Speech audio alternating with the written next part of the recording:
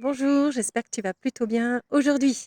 Alors, précédemment, dans les vidéos, je t'ai parlé des flammes jumelles, des âmes sœurs et des âmes jumelles. Très souvent, on confond les flammes jumelles avec la relation toxique. Il est vrai que l'union entre deux flammes jumelles peut être parfois compliquée et même très dure.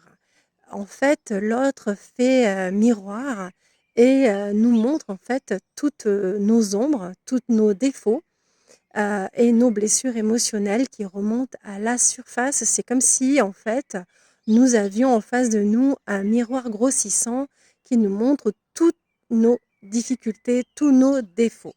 Et donc, du coup, très souvent, la séparation est inévitable et on doit travailler ces blessures émotionnelles. Alors, bien sûr, la flamme jumelle est dans un parcours initiatique, ce qui n'est pas du tout le cas des relations toxiques.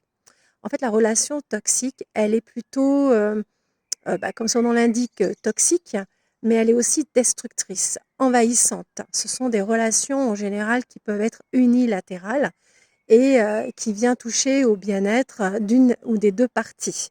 En général, c'est pas la relation fusionnelle, c'est plutôt une relation, voilà, toxique et qui n'est pas saine dans une relation de couple, par exemple.